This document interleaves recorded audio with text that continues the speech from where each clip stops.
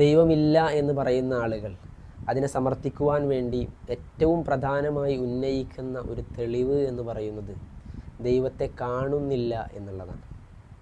ദൈവത്തെ കാണുന്നില്ല, അതുകൊണ്ട് ദൈവമില്ല. എന്നാൽ ഈ പറയുന്ന ആളുകളെല്ലാം കാണാത്തതൊന്നും ഇല്ല എന്ന് വിശ്വസിക്കുന്ന ആളുകളായതുകൊണ്ടല്ല, മറിച്ച് ഇവിടെ കാണാത്തതായി പല സംഗതികളുമുണ്ട്. വൈദ്യുതിയും കാറ്റും രുചിയും ഇങ്ങനെ തുടങ്ങി പല സംഗതികളും കാണാത്തതായി ഇവിടെ നമുക്ക് മുമ്പിലുണ്ട്.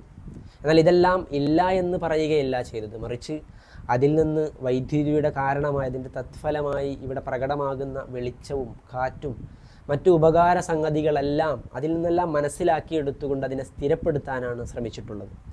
കാറ്റിനെയും രുചിയും എല്ലാം അതിൻ്റെ ഉപകാരങ്ങളും അതിൻ്റെ അനുഭവങ്ങളെ കൊണ്ട് മനസ്സിലാക്കി കാണാത്തതായാലും ഉണ്ടെന്ന് സമർത്ഥിക്കാനാണ് നമ്മളെല്ലാം മനസ്സിലാക്കിയിട്ടുള്ളത്.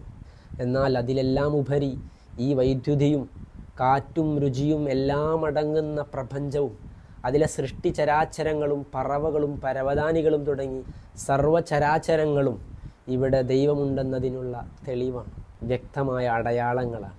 അതുകൊണ്ട് ദൈവത്തെ കാണുന്നില്ല എന്നല്ല, മറിച്ച് ദൈവത്തെ കാണാനുള്ള കണ്ണും ദൈവത്തെ ഉൾക്കൊള്ളാനുള്ള മനസ്സും പാകതയും ഇതിനെ നിഷേധിക്കുന്നവർക്കില്ല എന്നാണ് അവർ മനസ്സിലാക്കേണ്ടത്.